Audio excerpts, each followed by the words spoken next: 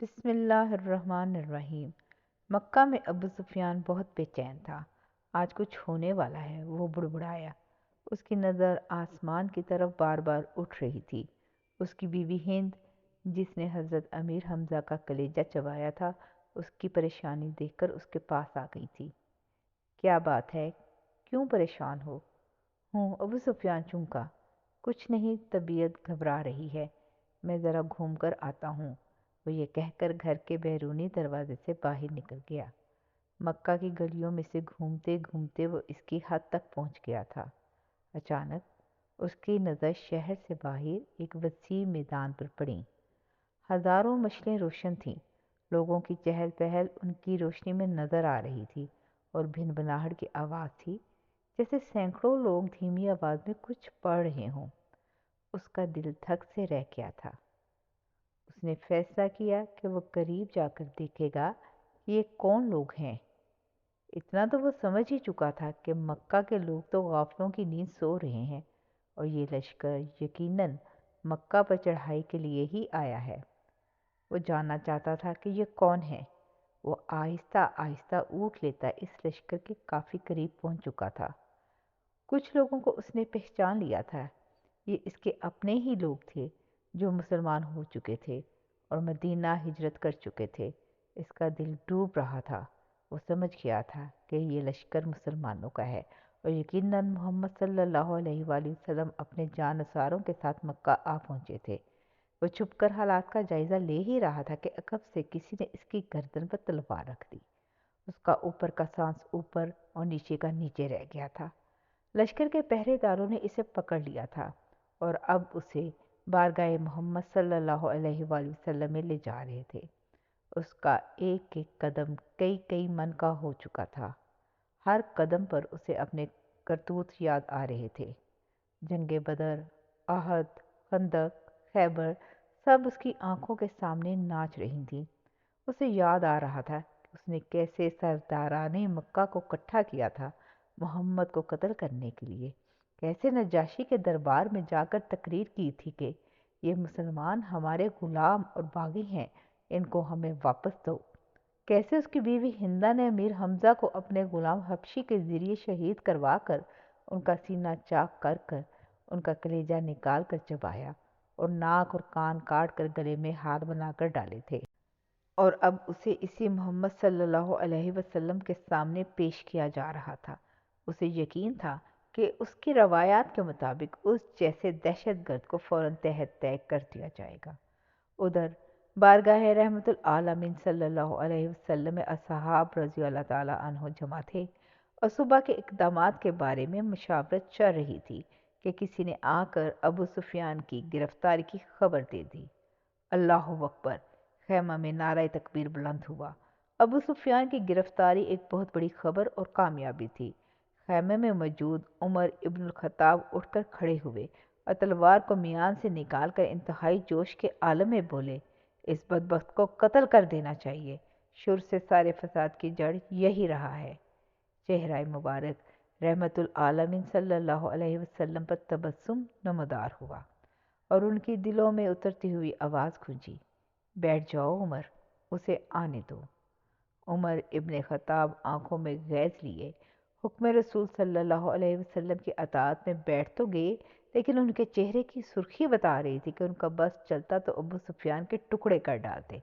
اتنے میں پہرے داروں نے بارگاہ رسالت میں صلی اللہ علیہ وسلم میں حاضر ہونے کی اجازت چاہی۔ اجازت ملنے پر ابو سفیان کو رحمت العالمین کے سامنے اس حال میں پیش کیا گیا کہ اس کے ہاتھ اسی کے عمامے سے اس کی پشت پر بندھے ہوئے تھے۔ چہرے کی رنگت پیلی پڑ چکی تھی، اور اس کی آنکھوں میں موت کے سائے لہرا رہے تھے۔ لبہائے رسالت مآب صلی اللہ علیہ وسلم واہ ہوئے، اور اصحاب رضی اللہ تعالیٰ عنہ نے ایک عجیب جملہ سنا، اس کے ہاتھ کھول دو اور اس کو پانی پلاؤ، بیٹھ جاؤ ابو سفیان۔ ابو سفیان ہارے ہوئے جواری کی طرح گرنے کے انداز میں خیمے کے فرش پر بچھے قالین پر بیٹھ گیا۔ پانی پی کر اس کو کچھ حوصلہ ہوا تو نظر اٹھا کر خیمے میں موجود لوگوں کی طرف دیکھا۔ عمر ابن خطاب کی آنکھیں غصے سے سرخ تھیں۔ ابو بکر ابن قحافہ کی آنکھوں میں اس کے لیے افسوس کا تاثر تھا۔ عثمان بن عفان کے چہرے پر عزیزداری کی ہمدردی اور افسوس کا ملا جلا تاثر تھا۔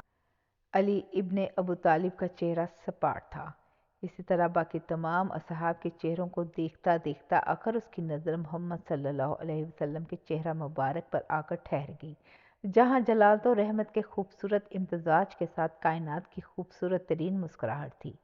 کہو ابو سفیان، کیسے آنا ہوا؟ ابو سفیان کے گلے میں جیسے آواز ہی نہیں رہی تھی، بہت ہمت کر کے بولا، میں اسلام قبول کرنا چاہتا ہوں۔ عمر ابن خطاب ایک بار پھر اٹھ کھڑے ہوئے۔ یا رسول اللہ صلی اللہ علیہ وسلم، یہ شخص مکاری کر رہا ہے، جان بچانے کے لیے اسلام قبول کرنا چاہتا ہے، مجھے اجازت دیجیے، میں آج اس دشمن ازلی کا خاتمہ کر ہی دوں۔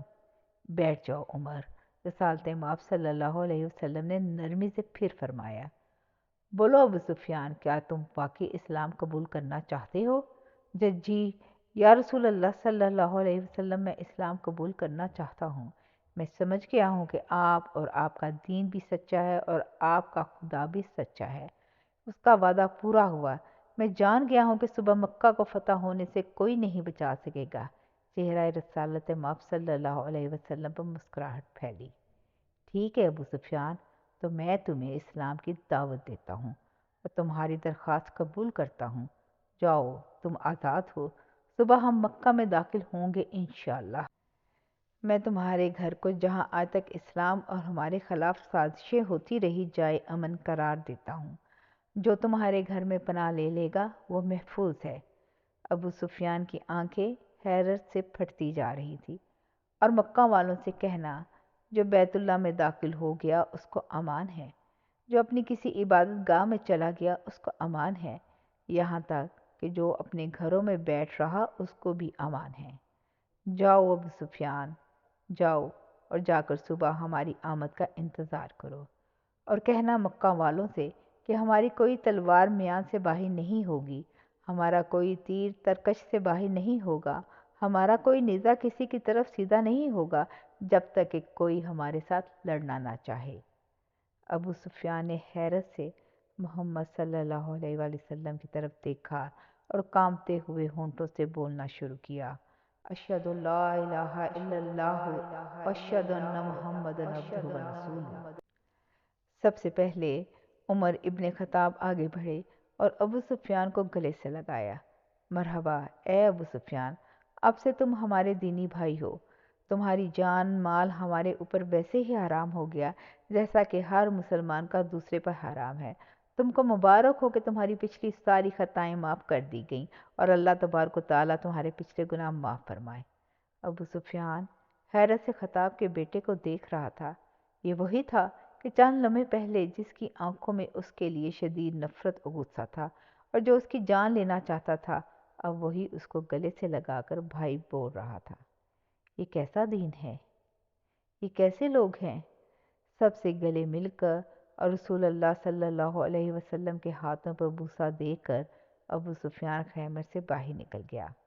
وہ دہشت گرد ابو سفیان کہ جس کے شر سے مسلمان آج تک تنگ تھے، انہی کے درمیان سے سلامتی سے گزرتا ہوا جا رہا تھا، جہاں سے گزرتا اس اسلامی لشکر کا ہر فرد، ہر جنگجو، ہر سپاہی جو تھوڑی دیر پہلے اس کی جان کے دشمن تھے، اب آگے بڑھ بڑھ کر اس سے مصافحہ کر رہے تھے، اسے مبارکباد دے رہے تھے، خوش آمدید کہہ رہے تھے۔ اگلے دن مکہ شہر کی حد پر جو لوگ کھڑے تھے، ان میں سب سے نمایاں ابو سفیان تھا۔ مسلمانوں کا لشکر مکہ میں داخل ہو چکا تھا۔ کسی ایک تلوار، کسی ایک نیزے کی انی، کسی ایک تیر کی نوک پر خون کا ایک قطرہ بھی نہیں تھا۔ لشکر اسلام کو ہدایات مل چکی تھی، کسی کے گھر میں داخل مت ہونا، کسی کی عبادت گاہ کو نقصان مت پہنچانا، کسی کا پیچھا مت کرنا، عورتوں اور بچوں پر ہاتھ نہ اٹھانا، کسی کا مال نہ لوٹنا۔ بلال حبشی آگے آگے اعلان کرتا جا رہا تھا، مکہ والو، رسول خدا صلی اللہ علیہ وسلم کی طرف سے آج تم سب کے لیے عام معافی کا اعلان ہے۔ کسی سے اس کے سابقہ اعمال کی باز پرس نہیں کی جائے گی۔ جو اسلام قبول کرنا چاہے وہ کر سکتا ہے، جو نہ کرنا چاہے وہ اپنے سابقہ دین پر رہ سکتا ہے۔ سب کو ان کے مذہب کے مطابق عبادت کی کھلی اجازت ہوگی۔ صرف مسجد الحرام اور اس کی حدود کے اندر بت پرستی کی اجازت نہیں ہوگی۔ کسی کا ذریعہ معاش چھینا نہیں جائے گا، کسی کو اس کی ارضی و جائیداد سے محروم نہیں کیا جائے گا۔ غیر مسلموں کے جان و مال کی حفاظت مسلمان کریں گے۔ اے مکہ کے لوگو! ہندا اپنے گھر کے دروازے پہ کھڑی لشکر اسلام کو گزرتے دیکھ رہی تھی۔ اس کا دل گواہی نہیں دے رہا تھا کہ حضرت حمزہ کا قتل اس کو معاف کر دیا جائے گا۔ لیکن ابو سفیان نے تو رات یہی کہا تھا کہ اسلام قبول کر لو، سب غلطیاں معاف ہو جائیں گی۔ مکہ فتح ہو چکا تھا، بنا ظلم و تشدد، بنا خون بہائے، بنا تیر و تلوار چلائے۔ لوگ جوگ در جوگ اس آفاقی مذہب کو اختیار کرنے اور اللہ کی توحید اور رسول اللہ صلی اللہ علیہ وسلم کی رسالت کا اقرار کرنے مسجد حرام کے صحن میں جمع ہو رہے تھے، اور تبھی مکہ والوں نے دیکھا اس ہجوم میں ہندا بھی شامل تھی۔ یہ ہوا کرتا تھا اسلام، یہ تھی اس کی تعلیمات، یہ سکھایا تھا رحمت العالمین صلی اللہ علیہ وآلہ وسلم نے۔ جزاک اللہ خیر، شکریہ۔